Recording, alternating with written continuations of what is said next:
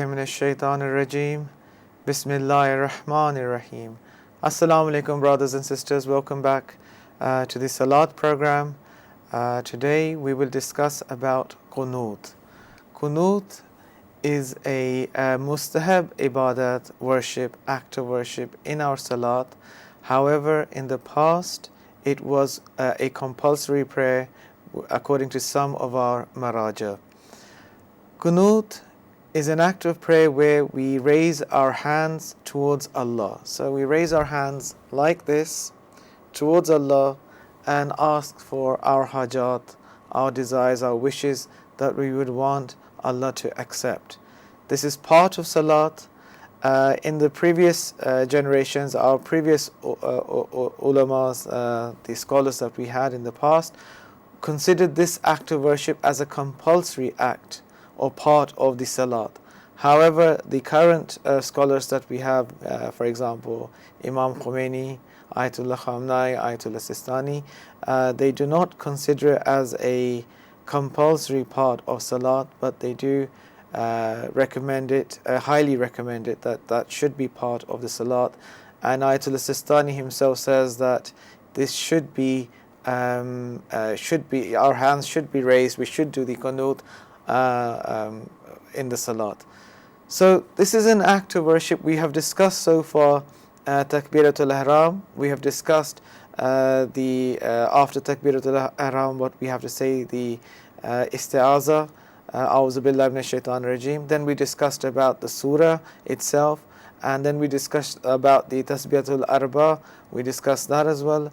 And now we also discussed Ruku and Sujood, the benefits of Ruku and Sujood other than in Salat.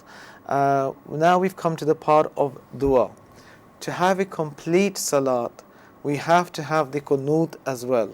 Qunut signifies that we are obeying our Creator, we are listening to His commands, and we are asking His help in obeying His commands. So this is the basic understanding of Qunut, is that we are showing that we obey Allah. In any circumstances, we are asking Him to help us obey Him. That is the reason why Allah has put this Qunut in our Salat. Another reason why we have Qunut in Salat is because Allah has ordered us to ask from Allah, that we should make dua from Allah. Therefore, it is recommended to have this in our Salat as well, asking Allah while we're performing the best act of worship. Because when we are performing the best act of worship that Allah says in hadith and riwayat we have, then it makes sense to have Qunut in our Salat. This Qunut not only helps our hajats, our wishes, our desires to be accepted, but also it blesses the Salat even more. It shows we are humble and we are showing who is the real creator that gives us everything. So we are showing that we only ask from Allah, we only pray to Allah because He is the only source of giving everything to us. And that is why raising our hands in Salat signifies that point, that we only ask from Allah. Of course, there are means through which we can get Allah's help, for example, from the right channels, from asking help from Rasul Khuda, by knowing the fact that it is through Allah that we are doing this. And this raising our hands in Qunut gives a very important significance to those people that think that perhaps some Muslims are doing shirk by asking other people. No, we are showing very clearly by raising our hands in our Salat, we are asking only from Allah. And also to understand about the importance of this ibadah, this act of worship in Salat, is that even Imam-e-Zamana recommended a special Qunut to Ayatollah Marashi Najafi. So it was a special Qunut for him. Therefore, even our Imam of our time is recommending high scholars, educated scholars that are in high positions, that what they should recite certain du'as in their Qunut. However, in some prayers, in some Salat, Qunut is wajib, In some, meaning it is compulsory to read qunut. In some salat, it is mustahab, meaning it's recommended. And in some salat, it is prohibited to read the qunut. So different salats have different requirements of qunut. And we'll discuss that with you, dear brothers and sisters. So, when is it compulsory to read the qunut? Well, one situation can be that you make a hajat. For example, you make a hajat that if a certain problem of yours is corrected, or if Allah accepts a certain dua you have that you want Allah to accept, and then you say, if that happens, then in my salat I will perform the qunut. So then it becomes wajib that you have to perform that qunut, because if Allah has met certain criteria that you had asked from Allah subhanahu wa ta'ala, then because of that criteria being accepted, you have to now meet the requirements or the condition you put yourself into. That's one reason where qunut is compulsory. Or when we read the Salatul Layl, Tahajjud prayer. In the last rakat, in the last salat, the last rakat is Salat Witr. It's a one rakat salat, and in that it is compulsory to read qunut. And it's highly recommended to read in Salat Tahajjud the qunut, as at that time Allah does accept our prayers, does accept our needs that we want from Allah. And also, when is it mustahab to read qunut? Well, one is in our compulsory prayers, the wajib and the salat that we have, Fajr, Zuhr, Asr, and Maghrib, Isha. So in those times we have to read our salat, our qunut. It is recommended to read it. It's highly recommended, and it's been precautionary. It's a caution given that to not trying not to read it. And where qunut is haram to read, where it is prohibited, one condition is when you are running out of your time. When you're running out of time, for example, you've got your Fajr namaz to read, and you now know that you've only got 2 minutes left before the Fajr time ends. So, in that time, during that duration, then you can miss the qunut, because if by reading the qunut, the time will run out and you won't be able to finish your salat at the right time, the prescribed time. Hence, in that condition, you can disregard the qunut and continue your salat. This is one circumstance where you shouldn't read the qunut. Another circumstances of not reading the qunut is, for example, in your shaf prayer. So when you're reading the tahajjud prayer, you read the 4 normal 2 rakat salats, and then you read the shaf prayer. In the shaf prayer, you do not need to raise your hands for qunut. Actually, it has been it's compulsory not to raise your hands by our scholars. And so, moving on, dear brothers and sisters. Now, in where do we read qunut? In which place? What is the place of qunut? For example, there's a place where we have to read the tashahhud. There's a place where we have to read the surahs. For example, while we're standing, we have to read the surahs. While we're in ruku, we have to read the tasbih of Allah. For example, Subhanallah, Alhamdulillah, like these words. So when do we, and which position in salat we should read the qunut? The qunut is read in the second rakat, prior to going to ruku. So it's before going into the second ruku, i.e. bowing down to Allah, as we discussed in our previous parts. So prior to bowing down to Allah, we should raise our hands for qunut and ask Allah for our hajat.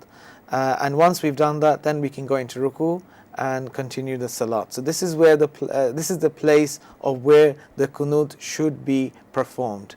However, there are some other salats where the qunut is many times. For example, in our wajib prayers, we only read once the qunut. However, in other salats, there are 4 or 5 other salats where the qunut has to be read more than once and in different positions, in different places, in different places of the salat itself. Now, what are those salats that where the qunut has to be read differently in different places? One is Salatul Eid. When it is the Salatul Eid, we have to read 9 times qunut. So 9 times we have to raise our hands and read the du'as, specific du'as for Salatul Eid. 5 times in the first rakat and then 4 in the second rakat. So this is for Salatul Eid. As you can see now, the qunut has a different circumstance. Then if we move on to another salat, which is Salatul Istisqa. This is a salat for when we are facing a drought. So when there is a drought and there's a shortage of rain and we want Allah to bless us with more rain in the land, then it has been recommended to recite this salat, to perform this salat, which is called Istisqa. Now, with this salat, there are also, just like the Salatul Eid, you've got 9 qunuts. So 9 times you have to do this, 5 in the first and 4 in the second rakat. And inshallah, if you do perform this salat, then Allah will bless that land with rainfall, and the drought that has been caused for whatever reasons will be moved away, and it will be a blessed land again. And also we have around 5 qunut that should be read in Salat Ayat. So this is another salat where you should perform 5 qunut, up to 5 qunut. And then we have Salat Jummah. In Salat Jummah we have 2 qunuts. For example, in the first rakat and in the second rakat. In the first one, it's prior to going to ruku. We read. So the first qunut is before going into the first ruku, and then the second qunut is after coming back from the second ruku. We read the qunut. So this is in Jummah as well, and also, as I said, in Salat Witr, we can also read 2 qunuts. One is prior to going to ruku, and then one is coming back from ruku. You can read qunut. So qunut is a way of us, Allah giving us an opportunity to ask Allah for our legitimate desires, our needs, our wants. So how merciful our Creator is that He is giving us a chance to ask Him for things that we need in this dunya and the dunya that we will go after this dunya for our hajat. So can we read qunut in other rakats of our normal salat? No, we cannot. For example, if we're reading the Fajr prayer, can we read qunut in the first rakat? No, we cannot read that. If we do read it, then it would not be considered as a qunut, it will be considered as a dua. So it will be considered as a supplication, but it will not be considered as the act of qunut itself. The qunut itself, as I said, it has to be in the second rakat prior to going into the second ruku, meaning second bowing to Allah. This is where the qunut has to be. If you read in any other rakat, for example in the first or the third or the fourth, then it will not be considered as qunut, but it will be considered as a dua, a supplication. Now, for example, is it compulsory to raise your hands for qunut? From some of our scholars we have no, it is not necessary to raise your hands. You can read the qunut while your hands are still raised downwards. For example, this can be for those brothers that are praying salat in a jamaat with the Ahl Sunnat brothers, or if they are going for Hajj or Umrah in Mecca and Medina, and they have to read the salat in a jamaat, then they can leave their hands raised down, lowered, and recite the qunut very quickly in those jamaats. So that shouldn't be an issue for them if they're in that kind of situation. But if you're not in that situation, then it is recommended to raise your hands up till your face and then recite the qunut. Now, how should we perform the qunut? What is the procedure of performing the qunut? Well, the recommended procedure of how it should be conducted is that you should first say Allahu Akbar. So you should start with the takbir. Once you have said the takbir, and the takbir should be raising your hands for takbir, so you go Allahu Akbar, and then you raise your hands down, and then you raise your hands up again for reading the qunut. Now when you raise your hands, how far should your hands be? You can have your hands here, so it could be here, you can read your qunut, lower your chest. It could be up to your chest, towards your neck, and towards your face. This is how it has been prescribed to us, how we should read the qunut. And the best way of performing the qunut is that the palms should be straight out, facing upwards, so horizontally, and towards the face. So, and our eyes should be looking at the palms of our hand, on the palms of our hands, and our hands should be raised like this, our eyes facing them, and we should perform the qunut. So we should make the dua then. This is the best way of performing the qunut. And once the qunut is ended, then you raise your hands down, and then you say the second takbir, Allahu Akbar, and then you can go into ruku itself.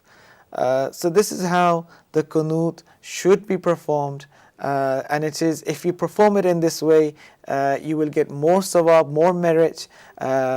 Some people sometimes do this, they say Allahu Akbar and then straight away they go like this into the qunut position. That is also okay, but a little bit of your sawab will go down because you didn't say the takbir as it should be said. But there's not an issue in this where if you do forget to do this, that your namaz will become batil. No, nothing like that will happen.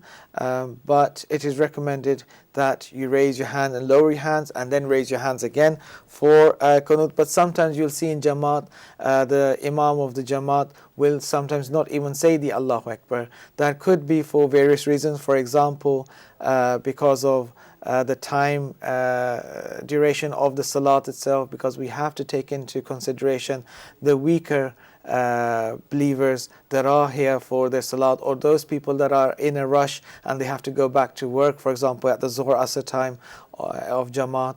Hence you can miss some of the parts of the qunut. It has been recommended to read the qunut, the duration of the qunut should be long. It has been recommended. So when you are reading your farada prayers, your prayers that are not in the Jamaat, then you can perform your qunut in a long duration. And it has been recommended to pray your qunut longer. So the reason why it has been recommended is because on the day of judgment, when we will be having a lot of problems, when our account of deeds will be presented to Allah, so we will be standing for judgment, evaluation in the eyes of Allah and all the people that will be looking at us. This qunut helps us on that day, on the day of judgment, on the day of resurrection. It helps us. It helps us from the pressures, from the fears that we have, the anxieties we will have on that day, the worries, the tensions we will have on that day. The qunut comes to our aid. The qunut provides us with peace and tranquility on that day, because every individual on that day will be worried about their own actions. Whatever we have done, good or bad, it will be presented towards our Creator and towards all the Jamiyat, the community over there, the all human mankind over there. And hence it is going to be a very nervous day, a very fearful day, a very worrying day, a very accountable day. Therefore, the longer we read our qunut, the better it is for us in the day of judgment. Because on that day, every soul will be in fear of what will be their ending. Will it be in hell or in heaven? Hence, this qunut helps us. The longer you read your qunut and the duration is longer, it aids us on those kind of difficult moments in our life. And Day of Judgment is the most difficult point in our life, as this is where the final decision will be made if we are people of the heaven or if we are the people of the fire. And may Allah protect us from such a problem, such a situation that we would be in where we would have to be going towards hell. So I have now explained to you how to perform the qunut. I have explained to you the importance of qunut, that it helps us in the Day of Judgment. And not only this, dear brothers and sisters, it also helps us in this dunya. It helps us by having our legitimate desires, our legitimate needs and requirements accepted in the presence of our Allah subhanahu wa ta'ala. Now, what kind of du'as can you read in the qunut? Well, there are many types of du'as you can read. You can even say one zikr in qunut. For example, Alhamdulillah you can say and finish the qunut. Or you can read the Quranic du'as that we have in the qunut. For example, you can read, du'as that have been mentioned for salat, for reading to be your, for example, if you want your children to perform salat, then there is a specific surah and ayat that you should recite in your qunut for Allah to grant that kind of desire you have. So for any specific desire you have, there are specific du'as in our qunut which should be read, and Allah will accept those du'as, and inshallah whatever you have, whatever hajat you have, they will be accepted. And I will explain later on in this program of what kind of du'as you can read in the qunut that can help you. But before I move on to that part, I wanted to explain you about the volume of qunut. So how loud should you read your qunut? If you're in a jamaat, communal prayer, then in the communal prayer your voice should not be as loud as that it reaches the ears of the imam jamaat. So the imam should not hear your voice. However, the people reading beside you can hear you, but the imam should not hear your voice. But if you are reading alone, then you can have a loud voice, and it should be read in a loud voice. It is recommended to be recited in a loud voice, but keeping in mind the rules of Jamaat, Namaz Jamaat, because in Jamaat your voice should be lower than the voice of the Imam Jamaat. And then I have also explained you the duration of the qunut, that the duration should be longer. It is recommended for it to be longer, but in Jamaat it should be reduced. The reason why it should be reduced is because we have to take into consideration all the people that are praying in the salat, because you have people from different backgrounds. Some have to go to their work, some are elderly, they cannot stand that long and keep their hands raised that long. Therefore, in Jamaat the qunut should be as short as possible, as feasible as it can be. But in other salat, in non-Jamaat salat, your qunut should be long, and I've already explained the benefits of why your qunut should be long. Now, for example, some of the du'as that should be recited in qunut, and what are the benefits of reciting those qunut. For example, as I said, if you want obedient children, for obedient children you should read ayat number 40 and 41, Surah Ibrahim. So in Surah Ibrahim, read those ayats in your qunut. It's a dua that's made by Hazrat Ibrahim himself, and if you make that dua as well, then inshallah your children will become obedient, and they will become children, those type of children that read their salat.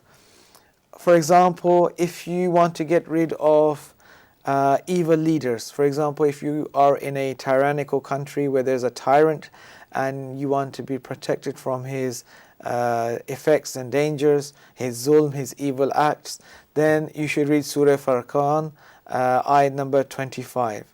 And if you want to increase your knowledge, you should read Surah Taha, ayat number 114. And if you want to, for example, get married, so if those brothers and sisters are finding difficulty in finding a good spouse for marriage, then those brothers and sisters should read ayat number 74 of Surah Furqan, and inshallah you can get married quickly. So there are different du'as for different for different needs should be recited in your qunut, and also you can mix different du'as in your qunut. Now, what kind of du'as can be read in your qunut? For example, you could even read Du'a Kumail, Du'a Joshan Kabir, you can read Du'a Mashlul. All these kind of du'as can be read in your qunut. And it is highly recommended to read those du'as because each du'a has an effect, it has a beneficial effect for us, and therefore, and it also gives you more chances of your du'as being accepted. So this was all I can tell you about qunut, dear brothers and sisters, the benefit of qunut, how it helps us, and how Allah listens to us when we are reading the qunut and the du'as that we are making. And it's a gift given to us that we can ask Allah in our salat. So this is all, brothers and sisters, from me about qunut. Inshallah, in the next part of our salat program, we will discuss the tashahhud, the salam we say when we're sitting down and when we're ending the salat. What is the significance of that? Why we should read that? And what are the benefits? And then after explaining about the tashahhud and the salam, we will discuss some other parts of the salat where we can have more sawab and how we can get more closer to our Creator. Thank you very much, brothers and sisters. Inshallah, I will see you in the next program. Assalamu alaikum.